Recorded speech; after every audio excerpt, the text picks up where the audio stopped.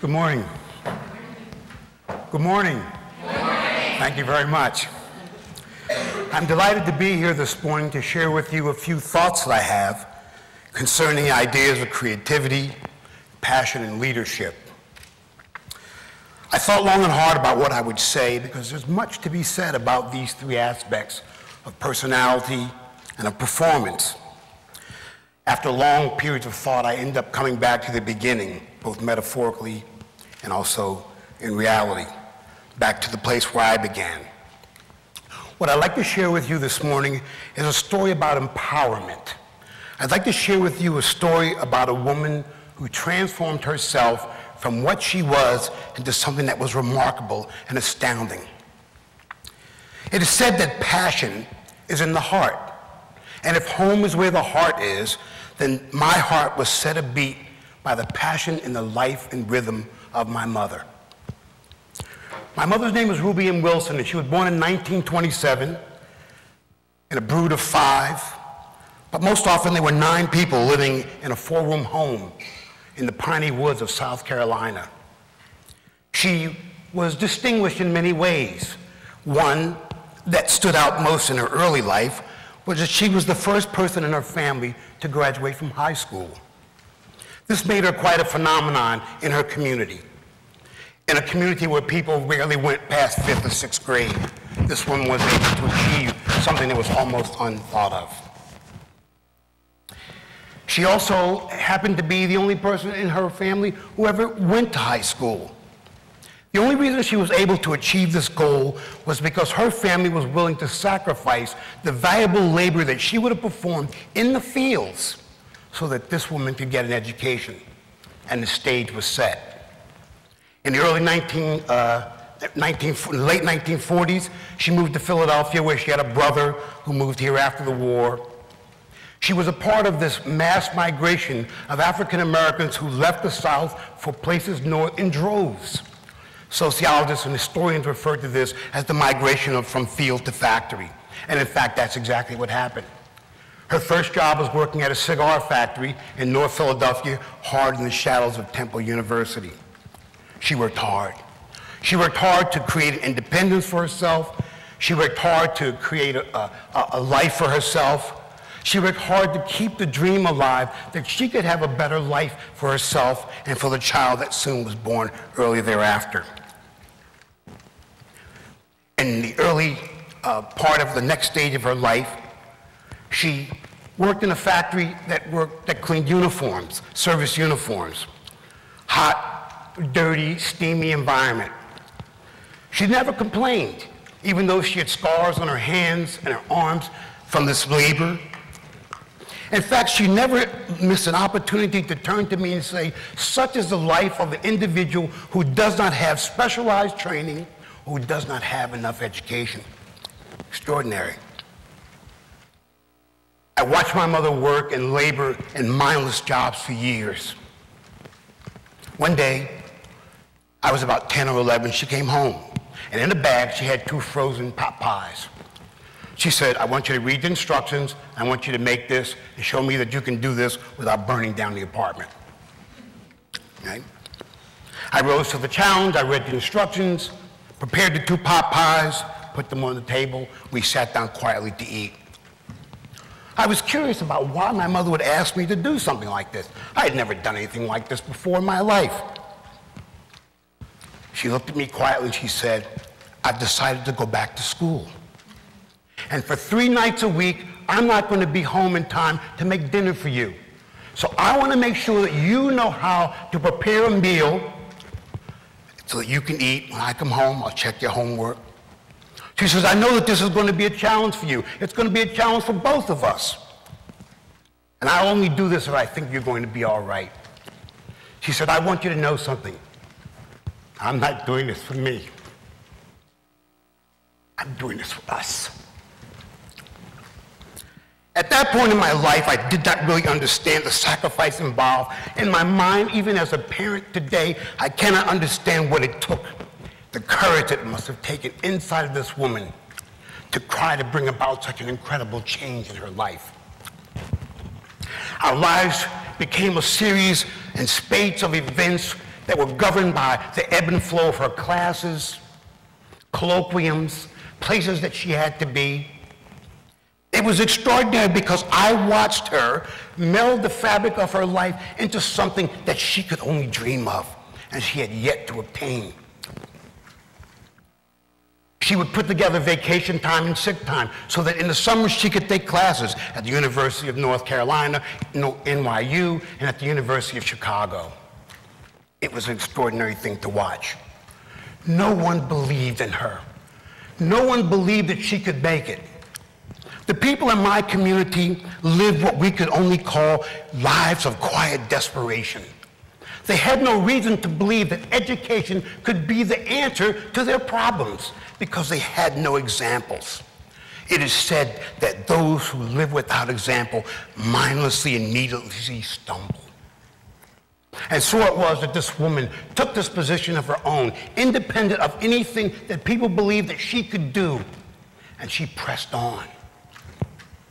Her workload didn't decrease, neither did her zeal for the quest that she was on.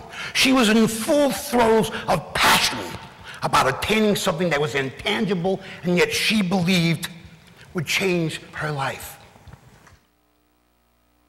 One day, she was done. She finished. With her hard-won credentials in her hand, she had the fortune to meet a diminutive but wonderful little woman named Ida Brodsky. Ida Brodsky had a novel concept in her mind, to wit, if you feed children before they go to school, they will perform better in school. This was revolutionary in the 60s. Ida Brodsky and my mother got on a train and went to Washington, D.C. and held a two-person sit-in outside the White House. They were sure that if the government understood how important it was, that they would respond and do something about hunger amidst school-age children. They came back to Philadelphia. Actually, somebody gave them a check. They started an organization called Little Neighborhood Centers. In the beginning, they serviced 15 families, and they operated on a shoestring budget. By the time my mother died, the budget was $1.5 million, and they were serving 7,500 families in North Philadelphia. The example of my mother's life is a fit message for educators and for leaders. It is a sign and a message that empowerment still is and should be the responsibility of educators, educated people, and of leaders. My first teaching job was at Edison High School in a part of North Philadelphia that many people don't even know exists. Predominantly poor, predominantly Hispanic. These young people were some of the most inspirational I've ever met in my life. They live with rampant poverty. They live with violence in their communities. They live with dim hope for the future in front of them. And I was delighted that I was able to bring some spark of positivity to their lives. I realized that all they needed was to know that somebody believed in them, that they could be more than a statistic about teenage pregnancy or mortality rate or their participation in the penal system. They could be full-fledged human beings if someone believed in them. I had something very interesting happen during that time at Edison High School. I had a young man named Juan in my class, wonderful young man. I loved him. He was such a great kid. In and out of trouble all the time, but he was just one of those kids that you just wanted to take to your heart and protect him. Well, one day there was an essay due and Juan wasn't in class. I said, okay, one of two things has happened. Either one, he's gotten in trouble, he's somewhere probably in jail, or two, he didn't have his essay, and so he didn't want to face me, and he didn't come to school that day. About 5 minutes before the class was over, Juan comes bursting through the door. He's got blood on his shirt. We all were aghast. What happened? We ascertained, in fact, that the blood was not his. I said, what happened to you? He said, Mr. Wilson. He said, man, I was sitting at the table doing my essay, man, and somebody shot my uncle through the living room window. And we spent all night at the hospital praying for him to get better. Wow. I said, why didn't you go home and change your clothes before you came to school? He said, man, I don't want you to take no points off my paper for it being late. Right? This is the jar, Mr. Will. This is a good paper. And he took out of his pocket a balled up hunk of paper, and lovingly smoothed out the wrinkles and handed it to me with pride. I knew then that I'd experienced something extraordinary, that this young man had brought into the idea that education had the power to change his life, that it did matter if you did well in school and exercised the intellect that was clearly nascent in him and only needed to be cultivated and motivated. I'm proud to say that each of those kids graduated high school. I know because I sat at the graduation with my heart as full as all the parents that sat there. Empowerment is a very important part of what we should do as leaders, as educators, as educated people. It is our duty, just as it was my duty, to empower other people, because my mother empowered me. You as educated people, you as leaders, you must also empower other people to do better, to do more, to be more gracious. I have learned many things in my tenure, and not following in my mother's footsteps was one of the wisest things that I ever did, because I came to my own discovery about what education and its empowerment can mean for me. It would have been very easy to step right into her footsteps and follow the mission that she was on, to feed and educate children. But I was a rebel. I was a renegade. I spent many years doing many different things: member of clergy, a professional musician, owner of a bar, owned a construction company. And so I enrolled at Temple University to get a degree in business. It was amazing because I was on my way. Things were rolling along. I found a wonderful woman that loved me and that I loved to marry. And things went well until I was in the shower one day and I heard the voice. You know the voice. Bernard, you've got to give something back. Oh my gosh. Not to give something back voice.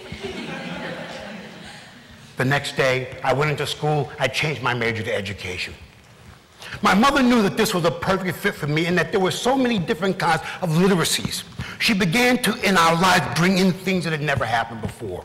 One day I walked into my mother's house. There were a bunch of white people sitting in the living room. What? Right? Two future mayors, Wilson Good and Bill Green, sitting in my mother's living room.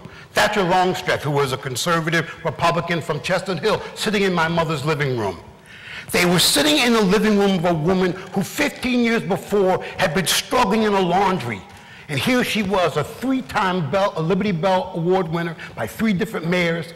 She was regularly on television and radio and in the newspaper. She was being consulted about the plight of children in the inner city by people who were the movers and shakers of this city. And I knew that the power of education to transform lives is a real thing. It is something that must be embraced with our entire being. If we are passionate about what we do, and I don't care what it is you do, then you have the ability to affect other people's lives in the process. In my class, I don't just teach English, I teach life.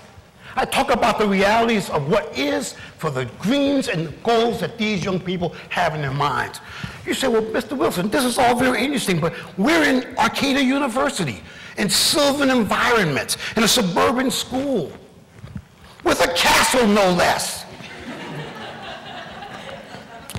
How does this apply to us?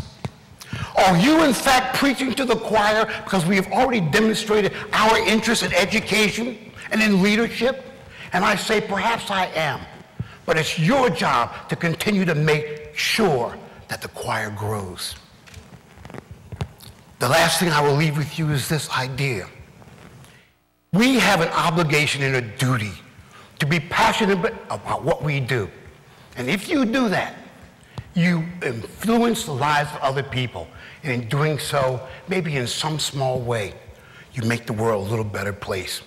I know that if my mother had stopped at the limitations of ethnicity and gender, that you and I would never have met under these circumstances. I am passionate about education because I know that it changes lives. It changed mine. Thank you for listening.